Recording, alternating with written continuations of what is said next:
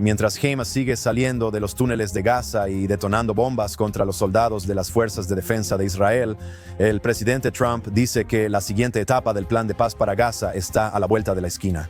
Pero detrás de escena, agendas en conflicto se desatan sin control. Qatar niega que haya un alto al fuego mientras Netanyahu está por volar a Washington. ¿Va a sellar la paz o a prepararse para la segunda ronda? Comienza el Minuto de Jerusalén.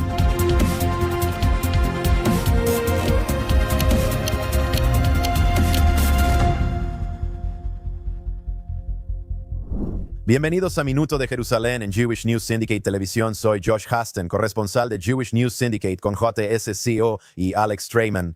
Estamos en el estudio del Centro de Medios de Jewish News Syndicate en Jerusalén. Noticia principal. Donald Trump, presidente de Estados Unidos, afirma que la segunda fase del alto el fuego en Gaza será pronto. Vamos directamente a este video. Hay paz en Medio Oriente y la gente no lo nota. Tenemos un apoyo tremendo, 59 países, hay un apoyo tremendo, pero bueno, la fase 2 está avanzando. Sí, va a suceder muy pronto. Entonces, Alex, ahí tienes al presidente Trump diciendo que tenemos paz en Medio Oriente. Eso es interesante porque según sé no hay paz en Medio Oriente. Además, la segunda fase del Plan Gaza número 1 exige la desmilitarización de Hamas. También aborda el futuro en términos de gobernanza en Gaza. Vamos a desglosarlo todo. Como mencionaste, aún no hemos logrado la paz en Medio Oriente. Con el acuerdo de alto el fuego, como hablamos, logramos el regreso de los últimos rehenes vivos y ahora casi todos estamos casi llegando al último cuerpo de rehén fallecido que ha sido devuelto a Israel. Así que creo que este fue el propósito por el que Israel entró en el acuerdo de alto el fuego. Para empezar, entendieron que nunca recuperarían a todos los rehenes sin llegar a un acuerdo, que fuera un acuerdo integral. Pero Israel fue muy cuidadoso y ese acuerdo contemplaba fases. La primera fase era una retirada del 50%, por lo que ahora Israel controla esencialmente el 53% de la franja. Ellos controlan la sección oriental de Gaza, controlan el corredor norte y el corredor sur de la franja de Gaza para evitar la reconstrucción de Hamás. Por supuesto, vemos que Hamás no avanza hacia el desarme. Incluso tuvimos a esos terroristas de Hamás atrapados en un túnel. Israel les ofreció amnistía si se rendían pacíficamente y entregaban sus armas, pero no lo hicieron. De hecho, algunos de ellos intentaron salir y vemos que siguen activos, así que no hay ninguna indicación aquí de que Hamás esté dispuesto a desarmarse o que quieran que las secciones restantes de Gaza sean una zona desmilitarizada.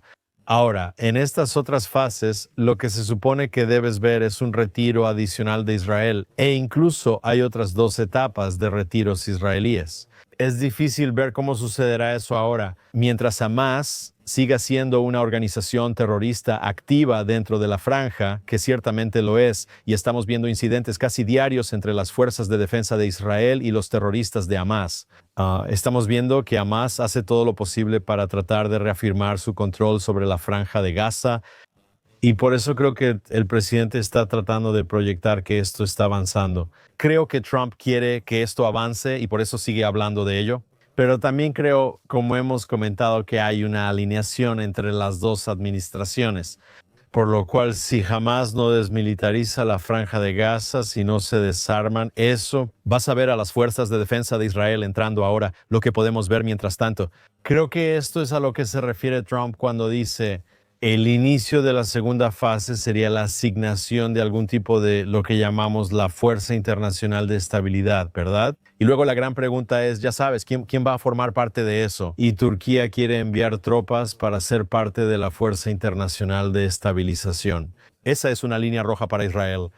Vimos al embajador de Estados Unidos en Turquía, Tom Barak, declarar que cree que Israel está cometiendo un gran error al no querer que las tropas turcas formen parte de esta fuerza, diciendo en primer lugar que Turquía quiere enviar tropas allí y en segundo lugar reconociendo lo que él llamó, entre comillas, una bromance entre el presidente Trump y el presidente Erdogan de Turquía, lo cual es un poco desconcertante. Así que ahora tenemos que ver quién formará parte de esta fuerza internacional de estabilidad. Si será Egipto, si será Turquía, si será Jordania. Si estos van a ser los países que proporcionen las tropas para esto, entonces lo que puedes tener por seguro es que Hamás no va a ser obligado a desarmarse. Por otro lado, esa fuerza internacional de estabilización podría estar ahí, como tantas veces en la región, para evitar otra acción militar israelí. Qatar intervino esta semana. El primer ministro Al-Athani afirmó que Doha no considera esto un alto el fuego. Él argumentó que Israel tendría que retirar todas sus tropas de Gaza para que haya un verdadero alto el fuego. Vamos a revisar sus comentarios. Ahora estamos en un momento crítico, todavía no hemos llegado, así que lo que acabamos de hacer es oponernos. No podemos considerarlo un alto al fuego. Un alto al fuego no puede completarse a menos que haya una retirada total de las fuerzas israelíes. Hay estabilidad de nuevo en Gaza. La gente puede entrar y salir, lo cual no es el caso hoy en día. Entonces, Alex, ¿qué tan significativos son los comentarios hechos por el primer ministro de Qatar aquí? Sabemos que Qatar ha estado detrás de escena en muchos aspectos de esta guerra, ya sea patrocinando, apoyando protestas anti-israelíes en campus de Medio Oriente o albergando a Hamas. ¿Qué tan importantes son sus comentarios? Creo que son importantes por dos razones. Primero, parece que responsabiliza a Israel del alto al fuego y su retirada. Ahora Israel está dispuesto a retirarse si ve que Hamas se desarma y si Gaza se desmilitariza. Pero él no está pidiendo aquí que Hamas se desarme y se desmilitarice, lo cual es una indicación de que los cataríes y Hamas están unidos y siempre han sido un frente unido. El catarí está enviando dinero a Gaza entre 2007 y 2023. Cuando Hamas atacó el 7 de octubre, los cataríes continuaron alojando a la alta dirigencia de Hamas. Aquí adoptan la postura de Hamas. No habrá alto al fuego hasta que Israel se retire, aunque esa retirada depende del desarme de Hamas. Esto también preocupa por el presidente de los Estados Unidos. No solo tiene esta relación cercana con Erdogan de Turquía, sino que también parece tener una especie de relación similar con Al-Thani de Qatar. Los cataríes regalaron ese avión a Trump. Poco después de que Israel atacó en Qatar, Estados Unidos y el presidente Trump emitieron una orden ejecutiva que dio a Qatar estatus protegido, diciendo que es un aliado importante que no puede ser atacado por ningún país de la región, lo que obviamente incluiría a Israel, que atacó dentro de Qatar. Así que, ya sabes, tenemos que observar y ver realmente quién está tomando las decisiones aquí. Pero si por un lado tienes a Turquía diciendo, oye, queremos ingresar tropas en Gaza para asegurar el desarme de Hamas. Y los cataríes diciendo, bueno, no habrá un alto al fuego hasta que Israel se retire. Básicamente, ves que está siendo presionado por las fuerzas que apoyan a Hamas y la hermandad musulmana. Así que tenemos que ver, de verdad, creo que va a ser importante que el primer ministro Netanyahu establezca cuáles son sus líneas rojas y asegurarse de que su relación con el presidente Trump sea mejor que la relación que Trump tiene con Al-Thani y con Erdogan. Alex, esta semana Hamas entregó el cuerpo de otra víctima de octubre. El 7, este era un trabajador tailandés, y espero no pronunciar mal su nombre, Sudisak Rintalek, un trabajador tailandés de más de 40 años aquí en Israel, asesinado el día 7, lo que significa que todavía hay un israelí retenido por Hamas en Gaza. Se cree que fue asesinado. Sargento Mayor Ron Gvili es el último soldado de las Fuerzas de Defensa de Israel cuyo cuerpo retiene Hamas en Gaza. Creo que es impresionante que Israel haya recuperado todos los cuerpos. Creo que todos teníamos buenas razones para creer que Hamas podría no ser capaz de encontrar todos estos cuerpos, simplemente por la posible falta de inteligencia. Por un lado, por otro lado, toda la destrucción en Gaza y no poder averiguar exactamente dónde han sido enterrados estos cuerpos. Pero aquí ves que casi todos los 28 cuerpos restantes que estaban en Gaza han sido devueltos. Queda uno. Y obviamente Israel quiere recuperar el cuerpo de Ron Gvili lo antes posible, dijo Hamas. Tomaría semanas y hasta ahora hemos averiguado cómo recuperar casi todos los cuerpos. Esto hace que lograr este acuerdo de alto el fuego sea muy impresionante y podría resultar ser una jugada maestra en ese sentido. Detener los combates por unos momentos, recuperar a todos los rehenes vivos esencialmente en el primer día, recuperar todos los cuerpos durante un periodo de unas semanas, poder descansar. La mayoría de los soldados israelíes que estuvieron mucho tiempo en Gaza aún permanecen allí.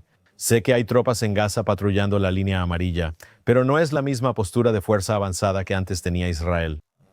Poder darles un descanso muy necesario, poder reabastecer toda la artillería y la defensa antimisiles, Pero ahora tenemos que ver qué va a pasar aquí después de que, si Dios quiere, Ronkvili regrese a casa. Debemos esperar que sea en los próximos días y luego ver qué sucede. ¿Se asigna esta fuerza internacional de estabilización? ¿Eso es algo real? ¿Cuál es su mandato? ¿Qué tan efectiva podría ser?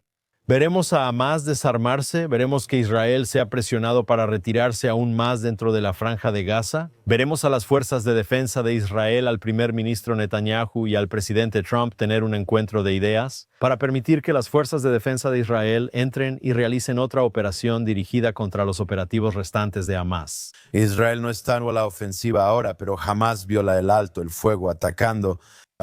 Mencionaste los túneles en Rafa. Un grupo de terroristas salió el miércoles, atacó a soldados de las fuerzas de defensa de Israel y hubo un soldado gravemente herido y otros 3 heridos más. Así que esa amenaza todavía existe para las tropas de las fuerzas de defensa de Israel que patrullan a lo largo de esa línea amarilla en la frontera con Gaza también. Sí, Rafa es muy importante porque esa es la frontera entre Gaza y Egipto. Y hasta se habló esta última semana de que Israel podría considerar reabrir el cruce en Rafa entre Gaza y Egipto. Aunque por ahora dicen que podría ser solo de un solo sentido para que la gente pueda salir de Gaza, hay otros en Egipto que dicen que la única manera en que abrirán ese cruce es si es de doble sentido, donde camiones y personas puedan regresar a Gaza. Además, no quieren ver que la gente salga de Gaza en masa sin poder regresar. Aunque es importante discutir esto y ya lo hemos hablado mucho, lo fundamental es permitir que los gazatíes que quieran huir de Gaza puedan hacerlo. Y vemos muchos artículos y publicaciones sobre palestinos que viven en Gaza diciendo: sáquenme de aquí, los cataríes están alojando a los líderes de Hamás, ellos están en los hoteles y apartamentos más lujosos de Doha y los palestinos están viviendo en tiendas de campaña. Y estamos al inicio de la temporada de lluvias. Ahora en Israel está empezando a hacer más frío y ellos solo están viviendo entre escombros. Básicamente creo que muchos de ellos quieren irse. Hubo una encuesta del Centro de Investigación Palestino que decía algo así como que hasta el 40 o 50% de los habitantes de Gaza estarían dispuestos a irse si se les diera esa oportunidad. Así que ya sabes, si podemos conseguir algo de tranquilidad y no tienes a Hamás operando en Rafa, entonces podrías abrir esa frontera.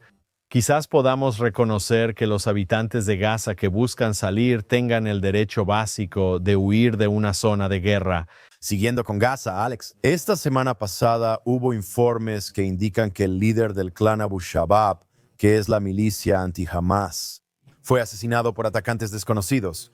Yasser Abu Shabaab, asesinado en Gaza junto con otros miembros de Abu Shabaab, lo llamaban un patriota y hablaban de lo maravilloso que era como líder. Y hemos hablado de esto durante muchos meses ya. Israel posiblemente les estaba suministrando armas, armamento y otro tipo de apoyo. Entonces, ahora que este clan, al menos el líder de este clan, ya no está, ¿sabes? ¿Qué significa esto en términos de fuerzas en el terreno, quizás asistiendo a Israel si su líder ya no está presente? Exactamente, ¿sabes? Esto es esencialmente lo que pasa. Hay una especie de guerra civil dentro de la franja de Gaza. Israel esperaba que clanes como el clan Abu Shabaab y varios otros clanes pudieran ofrecer una alternativa a Hamás. Pero ¿qué hemos visto? Hamás no solo se niega a desarmarse, sino que busca reafirmar su dominio en las áreas de Gaza que controla. Esto lo complica más para Israel, ya que ese era su plan.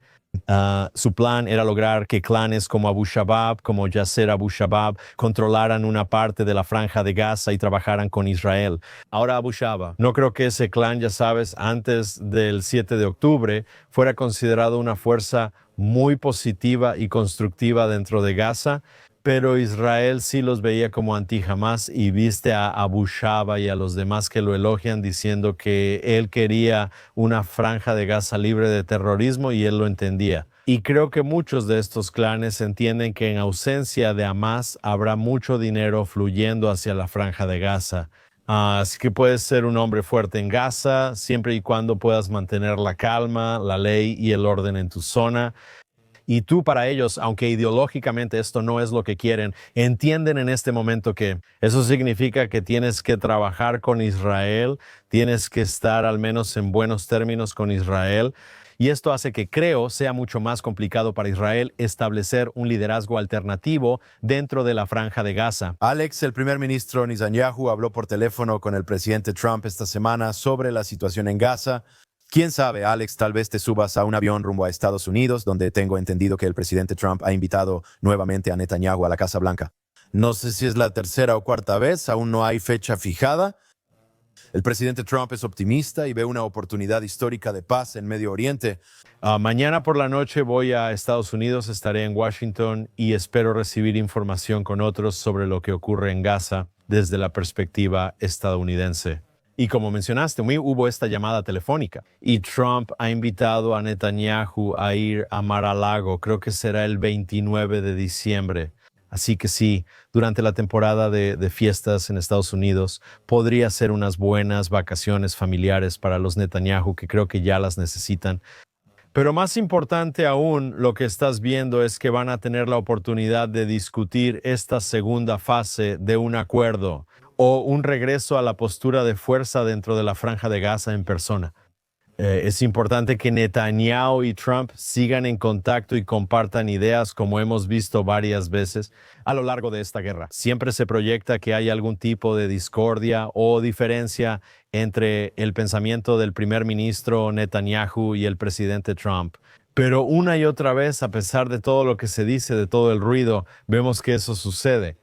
En su mayoría, y no digo que no haya desacuerdos, sí los hay, pero en general, en la dirección, el presidente de los Estados Unidos ha estado alineado con el primer ministro Netanyahu. Es importante que Netanyahu trabaje esta relación lo mejor posible ahora, para asegurarse de que pueda darle al presidente cosas con las que él se sienta cómodo. Pero pone líneas rojas y en realidad ayuda, creo yo, a avanzar la visión de Trump para la paz en Medio Oriente. Y la pregunta ¿es la Fuerzas de Defensa de Israel la única fuerza que a corto plazo realmente puede lograr lo que Trump quiere ver en Medio Oriente? Porque al final, si Hamas sigue operando en Gaza de la manera en que lo está haciendo, no vas a tener esa paz en Medio Oriente que el presidente tanto desea ver. Solo será si las Fuerzas de Defensa de Israel continúa erradicándolos que finalmente se llegará a un periodo de calma. Ahora bien, mirando esto de nuevo, lo brillante aquí es que si las Fuerzas de Defensa de Israel vuelve a involucrarse con Hamas, no hay nada que detenga a las Fuerzas de Defensa de Israel. No hay amenaza de matar a los rehenes, todos han regresado y eso es sumamente crucial. Mientras Netanyahu evalúa sus próximos pasos, las fuerzas de defensa de Israel son la única fuerza que puede dar estabilidad a Gaza. Veremos qué pasa. Pero mientras viajas a Estados Unidos, el embajador de Estados Unidos ante las Naciones Unidas, Mike Waltz, viene para acá con reuniones en Jordania y en Israel. En particular, hablando sobre Gaza, el plan de 20 puntos de Trump y los objetivos de la resolución 2803 del Consejo de Seguridad de la Organización de las Naciones Unidas marcan el rumbo para la región. Trump, muy activo, envió a su representante en la Organización de las Naciones Unidas al Medio Oriente en pocos días. Bueno, recuerda que la Organización de las Naciones Unidas aprobó una resolución que básicamente canonizó el plan de 20 puntos de Trump. Así que Waltz, quien tiene que representar ese plan en las Naciones Unidas, viene aquí para ver de primera mano lo que está sucediendo. Y podemos decir que la historia de Israel con Mike Waltz es que él es un aliado y un amigo. Así que será bueno ver a otro miembro amistoso de la administración estadounidense en Israel. Y espero que él obtenga una visión muy detallada, cercana y personal de lo que está sucediendo y que pueda informar la verdad al regresar. Porque francamente no hay mucha gente allá afuera que está difundiendo información errónea sobre lo que realmente está ocurriendo en Gaza. Alex, ya que estamos hablando de las Naciones Unidas aquí, esta semana la Organización de las Naciones Unidas pidió la retirada israelí del Golán, Judea, Samaria y Jerusalén. El embajador israelí Dani Danon criticó la resolución de la Asamblea General que exige a Israel retirarse del Golán, Judea y Samaria.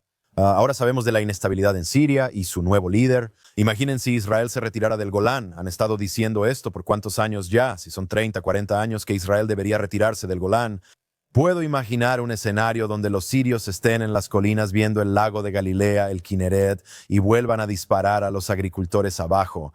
Sería una locura que Israel se retirara del Golán o de Judea y Samaria.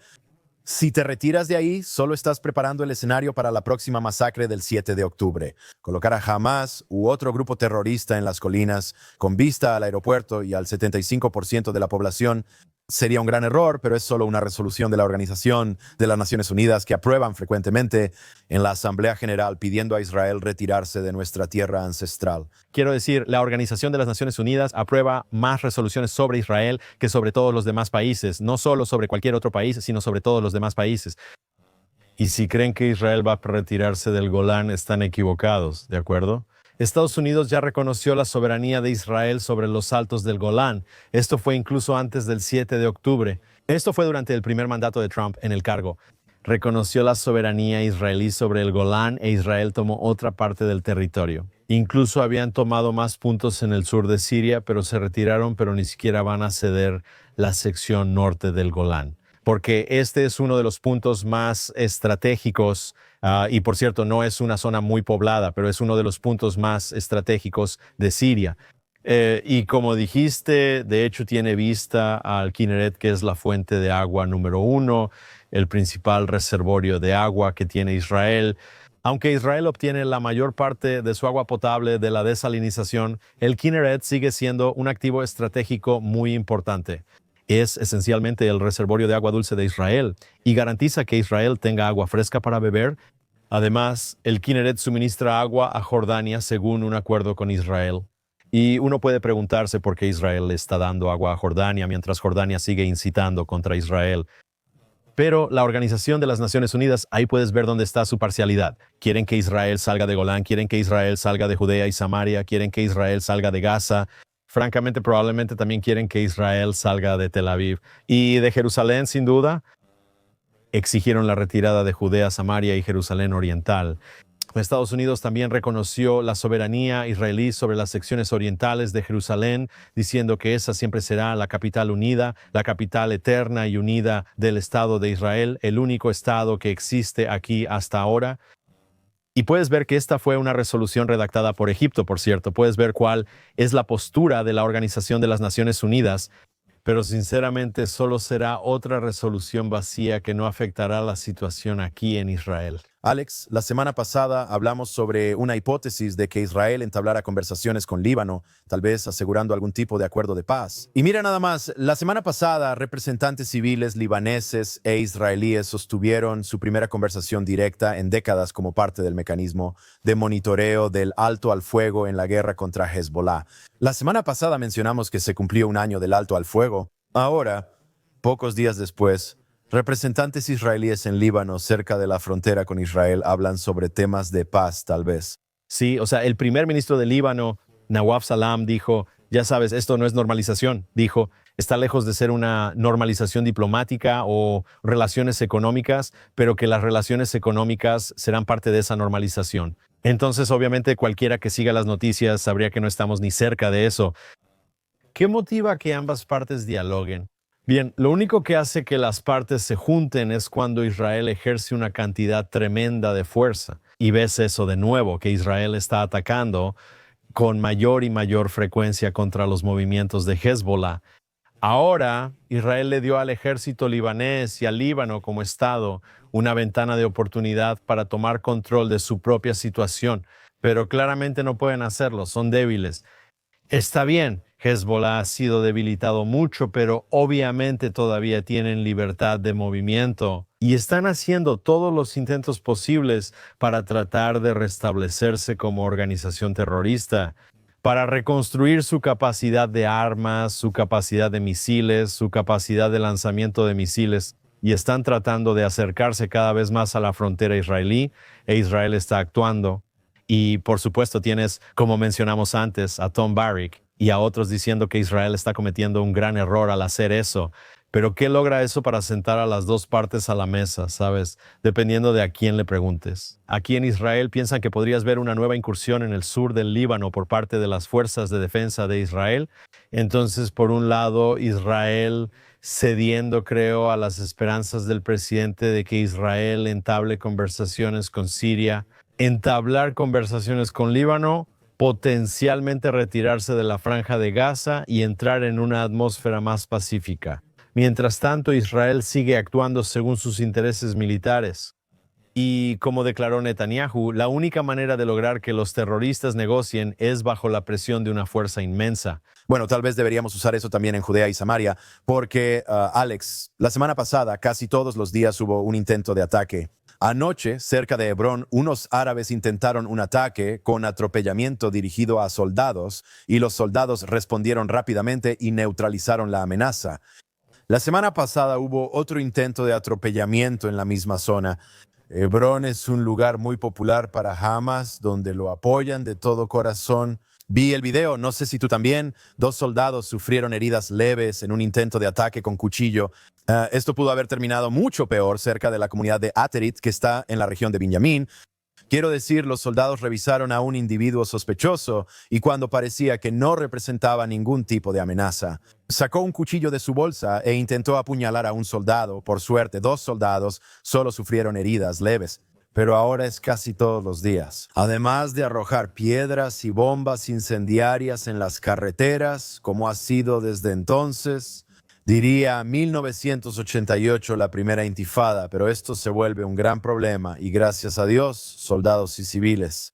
Hace 2 semanas hubo un ataque mortal, pero la última semana nadie salió gravemente herido. Sigue siendo un gran problema. Alex. Sí, o sea, es interesante que mientras las fuerzas de defensa de Israel lanzaban su guerra muy activa en Gaza, vimos que Judea y Samaria estaban relativamente tranquilas. Ahora, ¿por qué estaban tranquilas? Porque las fuerzas de defensa de Israel sí realizaron algunas operaciones importantes en Jenin, Tulkarim y otros lugares cercanos, algunas alrededor del área sur de Hebrón. Ha habido acciones regulares de las fuerzas de defensa de Israel en esas áreas. Ahora, con el alto al fuego en la franja de Gaza y menos tropas, el frente de Judea y Samaria parece calentarse. ¿Lo ves en las noticias todo el tiempo? Ya sea que las fuerzas de defensa de Israel estén actuando, ya sea que terroristas estén intentando apuñalar o que israelíes sean acusados de actuar contra sus vecinos palestinos. Ves que hay mucha tensión ahora en Judea y Samaria y tenemos que observar muy cuidadosamente para ver cuál va a ser la respuesta de Israel. Sí, los ataques terroristas son inquietantes y esta historia, Alex, realmente me sorprende. No lo comprendo, quizás sea solo antisemitismo, odio a los judíos. 200 figuras culturales y la élite de Hollywood firmaron una petición para liberar a Marwan Barghouti. Marwan Barghouti es un terrorista de alto rango. Tiene, que yo sepa, la sangre de al menos 5 israelíes en sus manos, quizá más. Está en prisión por haber matado a 5 israelíes, estuvo directamente involucrado. Y tienes a Cynthia Nixon, Mark Ruffalo y otros que odian a los judíos y se oponen a Israel. Desde el 7 de octubre e incluso mucho antes de eso, pidiendo la liberación de Barghouti, no lo puedo entender, no lo sé. ¿Lo consideran un luchador por la libertad o alguien capaz de traer paz aquí? Él es un asesino en masa y parece que solo a Israel se le exige liberar a personas así. Correcto. Y ves eso, o sea, él está cumpliendo 5 cadenas perpetuas consecutivas por terrorismo y estos son ataques terroristas masivos en los que él es como un jefe operativo y planificador del terrorismo. Y ha estado sentado en la cárcel. Creo que el simple hecho de que haya estado tanto tiempo en la cárcel plantea la pregunta de por qué Israel no ha implementado la pena de muerte para los terroristas. E Israel contempla por primera vez en años restablecer la pena de muerte para terroristas. Pero aquí tienes a un terrorista que está en una cárcel israelí y mientras más tiempo pasa en la cárcel, más leyenda se vuelve en la sociedad palestina. No solo las élites de Hollywood piden un alto al fuego y la retirada de Gaza, también solicitan liberar al jefe terrorista para que gobierne a los palestinos.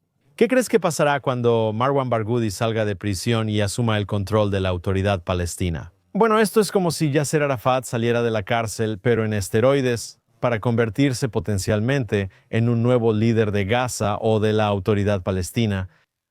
¿Qué creen que pasará? Solo habrá más derramamiento de sangre para el pueblo palestino, ya que si fomentan el terrorismo obtendrán una respuesta de las fuerzas de defensa de Israel. Y el hecho de que tengas a estas estrellas de Hollywood pidiendo la liberación de terroristas, como mencionaste, me parece odio hacia los judíos. ¿Creen que solo son combatientes de la resistencia luchando entre sí? ¿Y qué esperan que hagan? ¿Están fomentando el terrorismo palestino contra los israelíes? Paul Simon. ¿Qué relación hay entre Paul Simon y Marwan Barghouti? No veo la conexión. Él es judío, pero que él y otros judíos firmen esta petición es repulsivo. Sigamos adelante. Marco Rubio, secretario de Estado en Estados Unidos, estuvo la semana pasada en el programa de Sean Hannity en Fox News, hablando sobre los movimientos islámicos radicales en el mundo que quieren destruir lo que ellos llaman el mayor mal en la tierra, el gran Satán. Estados Unidos, realmente creo que esta es una lección importante que Rubio le dio a la comunidad mundial. Tal vez deberías hablar con esos 200 elitistas de Hollywood. Dijo que simplificaran la situación al explicar las realidades. No se trata solo de Israel, y por supuesto Israel está en su radar, pero Estados Unidos también está en su radar. Quieren destruir el Islam radical, quieren destruir a Estados Unidos. Y, de hecho, tenemos un video aquí, vamos a verlo. El Islam radical ha demostrado que no busca solo ocupar una parte del mundo y conformarse con su califato. Quieren expandirse. Es revolucionario, busca expandirse y controlar más territorios y personas. El Islam radical tiene intenciones claras sobre Occidente, Estados Unidos y Europa. También hemos visto progreso ahí. Están listos para actos de terrorismo, en el caso de Irán, acciones estatales, asesinatos y homicidios, lo que sea necesario para que ellos obtengan su influencia y, en última instancia, su dominio sobre diferentes culturas y sociedades. Es una amenaza clara e inminente para el mundo y Occidente, especialmente para Estados Unidos, considerado la principal fuente de mal. Odian al Reino de Arabia Saudita, al liderazgo de Emiratos Árabes Unidos y Bahrein porque permitieron la alianza con Estados Unidos. Por eso los odian, los consideran infieles, por eso odian a Israel, pero también odian a Estados Unidos y odian cualquier lugar del mundo donde tengamos influencia. Buscan atacarlo, incluso aquí en nuestro propio país. Hablemos sobre la importancia de los comentarios de Rubio, aclarando la verdad del islamismo radical y su posible impacto en Estados Unidos. Creí que el 11 de septiembre era la advertencia, pero no. Bueno, vamos, ya sabes, Rubio. Creo que tiene razón y la pregunta es si sus declaraciones llevarán a cambios continuos en la política. El problema es que dentro de Estados Unidos sí vemos una política un poco esquizofrénica. Aquí tienes a Trump cercano a Erdogan, Al-Thani y Qatar, quienes promueven el Islam radical, ¿verdad? Ves que el presidente ahora es cercano a Al-Sharra en Siria, quien es un exterrorista afiliado a Al-Qaeda.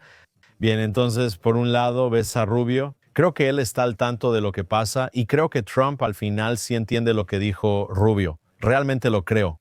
Al mismo tiempo, Trump intenta ser un realista en la región y, de hecho, trabaja con aquellos que están promoviendo a los islamistas radicales en la región. Rubio, como secretario de Estado, debería ser el principal en definir la política en Medio Oriente. Así que eso es bueno. Y como dijiste, o sea, es exactamente lo opuesto a lo que son estas estrellas de Hollywood. Ellos dicen, saquen al islamista radical de la cárcel. Y aquí tienes a Rubio diciendo que el Islam radical es la mayor amenaza. Francamente, dije que estaba de acuerdo, pero creo que hay una amenaza mayor que el Islam radical. Y creo que son esos occidentales que no reconocen lo que el Islam radical le está haciendo a su sociedad, lo que el Islam radical le está haciendo a Europa, lo que el Islam radical quiere hacerle a Estados Unidos y lo que el Islam radical le está haciendo a Israel. Y al ponerse del lado de los terroristas islamistas radicales en contra de Israel. Y al permitirles básicamente apoderarse de Europa sin disparar un solo tiro y permitirles cambiar el discurso en Estados Unidos, básicamente les están poniendo la alfombra roja al Islam radical. Así que creo que Rubio tiene razón. La pregunta es si eso se traducirá en una política significativa para separar la alianza entre el Islam radical y Occidente y para hacer retroceder al Islam radical en general. Veamos si todos están despiertos y mientras hablemos de un tema local que afecta al gobierno en Israel. El jueves pasado por la noche, el gabinete israelí aprobó el presupuesto estatal para 2026. El tema principal es que esto da estabilidad al gobierno de Netanyahu. En Israel, solo 4 gobiernos han completado su mandato. Y como parece ahora, voy a aprobar el presupuesto estatal es el primer paso, diría yo, o un paso importante hacia la estabilidad. El primer ministro Netanyahu terminando su mandato, que está programado para finalizar, creo, en octubre de 2026. Algo más, algo diferente en el presupuesto, interesante que hayas visto como significativo en algunos de estos presupuestos aprobados sobre la estabilidad general del gobierno en este momento. Sí, creo que esa es la función más importante aquí, que la gente había asumido eso. Al iniciar la temporada electoral, muchos creían que el gobierno no aprobaría un presupuesto. Y la fecha límite para aprobar un presupuesto en realidad es después de que comienza el año. La fecha límite para aprobar el presupuesto 2026 sería el 31 de marzo de 2026. Y si no aprobaran el presupuesto a finales de marzo, eso sería un desencadenante automático para elecciones dentro de un periodo de 90 días. Y muchas personas asumieron que eso era exactamente lo que iba a pasar, que este gobierno seguiría, avanzando a duras penas hasta el presupuesto. Y entonces lo que verías es que los partidos que están en la coalición se negarían a permitir varios recortes que podrían afectar a sus propios electores. No lo harían si no se agregaban al presupuesto las cosas que querían, lo que lo desencadenaría. Votarían en contra del presupuesto para provocar una elección y así poder ser el héroe ante sus electores entrando a la temporada electoral. Si de todos modos vas a tener una elección a finales de octubre, bien podrías tenerla en junio. Y muchos israelíes pensaban que este era un escenario muy probable. Así que aquí ves que Netanyahu se adelantó junto con el ministro de Finanzas Bezalel Smotrich y aprobaron el presupuesto. Y en general creo que hubo mucho acuerdo dentro de la coalición de que este es un buen presupuesto. Es un presupuesto difícil porque, por supuesto, exige mantener la seguridad del Estado de Israel, lo que significa que hasta 40,000 soldados durante todo el año van a ser activados. Así que es caro, obviamente, la reconstrucción de las capacidades militares, reembolsar algunos de los gastos de la guerra durante el año pasado. Ahora proponen reducir impuestos. También vi algo sobre que el gobierno estaba considerando aumentar los impuestos en 2019, así que tenemos que ver exactamente. Aún no se han aclarado todos los detalles del presupuesto, pero esto significa que este gobierno terminará su mandato. Y creo que para Netanyahu esto es importante. Y él había estado considerando, después de firmar ese acuerdo de alto el fuego, el plan de 20 puntos del que hablábamos antes en el programa. Potencialmente ir a unas elecciones anticipadas porque tenía una alta popularidad en las encuestas y pensaba que podía ser reelegido, pero luego se dio cuenta de que si vas a una elección, eso significa que esencialmente te conviertes en un gobierno de transición con poderes limitados. Luego, desde el momento en que ocurre la elección, normalmente puede tomar un periodo de aproximadamente 2 meses formar un gobierno. Además, el gobierno tiene poderes limitados. Y ahora Netanyahu básicamente tiene otro año en el que puede trabajar con el presidente Trump antes de ir a una elección sin tener que preocuparse por poner su gobierno en una situación inestable. Y creo que para Netanyahu lo que quiere hacer es realmente ver una conclusión y un cierre a la guerra en la Franja de Gaza y potencialmente ver la firma de algún tipo de acuerdo de normalización, ya sea con Siria, ya sea con Líbano, ya sea con Arabia Saudita, ya sea con todos ellos o con otros países, potencialmente incluyendo Indonesia. Netanyahu admite que tiene un año para trabajar con Trump antes de elecciones y busca cerrar negocios. No quiere dejarlo en un estado donde la gente pueda decirle a Bibi entrando a una elección que no terminaste el trabajo. Quiere asegurarse de que el trabajo esté hecho antes de que los votantes tengan la oportunidad de ir a las urnas. Alex, no somos profetas, pero durante los últimos 2 años, básicamente, hemos estado hablando de las protestas semanales de los sábados por la noche en Kaplan, en Tel Aviv. Y como dijimos una y otra vez, dijimos que estos manifestantes no son por los rehenes. Y una vez que todos los rehenes regresen, desafortunadamente, todavía hay un rehén que está siendo retenido por Hamás, el cuerpo de un rehén. Dijimos que estos se convertirán. Ya han sido oficialmente protestas contra Netanyahu, contra el gobierno, y mira nada más. El sábado pasado, los manifestantes en Kaplan y Tel Aviv admitieron por primera vez que están dejando de lado el tema de los rehenes, que nunca fue realmente central, para convertir oficialmente las protestas en acciones contra el gobierno. Estas protestas son exactamente eso. Ya no se andan con rodeos, no tienen otra historia. Eso es lo que están haciendo. Están protestando contra el gobierno y lo están admitiendo ahora, por primera vez. Solo muestra el titular del Times of Israel. Los eventos principales de los sábados pasan de manifestaciones por rehenes a protestas antigubernamentales. Y creo que eso es sumamente importante. Y la gente simplemente no quería entender que el foro de rehenes era desde el principio el movimiento antigubernamental y que estaban usando a los rehenes como detonante. Me refiero a que lo estaban usando como su bala de plata porque entendían que el país se uniría en torno a los rehenes si ese era su enfoque principal. Ahora que los rehenes regresaron, ya no tienen argumento, lo sabes. Estaban considerando si continuarían haciendo manifestaciones, ya sabes, porque la mayoría de las familias ya no quería participar. Y ahora ves claramente que ya ni siquiera lo esconden, que estas manifestaciones por los rehenes ahora están convirtiéndose directamente en protestas contra el gobierno. Nunca fue por los rehenes. De hecho, podrías decir que los organizadores de las protestas apostaban contra Netanyahu. Dijo que no traería a los rehenes de vuelta, pues su movimiento se beneficiaba mientras más tiempo estuvieran cautivos. Netanyahu desactivó ese movimiento al firmar ese acuerdo de alto el fuego, al traer a los rehenes de regreso a casa, y ahora puedes ver de qué estaba hecho ese movimiento desde el principio. Como dijimos en el programa, no somos profetas, pero se veía lo que pasaba. Esas manifestaciones de los sábados por la noche, que la semana pasada eran sobre los rehenes, que hace 2 semanas solo eran sobre abrirse, una comisión de investigación sobre la guerra ahora es solo para sacar a este gobierno del poder. Alex, mañana por la noche vuelas representando a Jewish News Syndicate en Estados Unidos. Quiero que nos cuentes tus planes de viaje, qué harás allá y cómo la gente puede participar en Jewish News Syndicate. Bueno, sí, principalmente estaré en Washington, Distrito de Columbia, en una conferencia de la Fundación Aliados de Israel. En su mayoría son aliados cristianos evangélicos de Israel. No solo en Estados Unidos, sino en parlamentos de todo el mundo, organizado por nuestro amigo Josh Reinstein. Y se supone que vamos a recibir información en la Casa Blanca, de hecho, junto con los líderes religiosos en Estados Unidos. Y creo que eso es sumamente importante. Esta conferencia se esté llevando a cabo ahora en Washington porque los cataríes y otros realmente han identificado activamente eso. Una de las principales bases de apoyo, si no es que la principal base de apoyo para Israel legislativamente en lo que respecta a la venta de armas a Israel, se basa en el apoyo de los cristianos evangélicos que tienen de manera natural como parte de su conexión bíblica con el Estado de Israel. Cataríes y otros intentan eliminar ese apoyo. Y creo que algunos miembros, particularmente los más jóvenes de los grupos evangélicos en Estados Unidos, están disminuyendo su apoyo. Y creo que esta es una buena oportunidad para restablecer lo importante que es esa relación.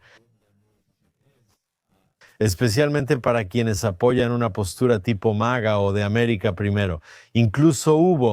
Esto es increíble, pero incluso vi un clip de Nick Fuentes hablando y diciendo, ya sabes, tal vez es en el interés de Estados Unidos dar ayuda a estos países, ¿verdad? Porque entonces Estados Unidos tiene su dominio sobre estos países al proporcionar ayuda, ¿verdad? Ni siquiera de Nick Fuentes hubieras esperado eso. Y dudo que sus motivaciones sean correctas. Pero definitivamente hay argumentos muy importantes que se pueden hacer sobre por qué Estados Unidos necesita un Israel fuerte. Hay argumentos importantes que se pueden hacer sobre lo que Israel hace para apoyar a Estados Unidos y su propia seguridad, y se tiene que hacer todo lo posible para tratar de contrarrestar esta influencia negativa que intencionalmente está tratando de quitar el apoyo evangélico y para fortalecerlo. Eso hace Mike Huckabee en Israel, entre otros. Así que será bueno tener esa experiencia en Washington.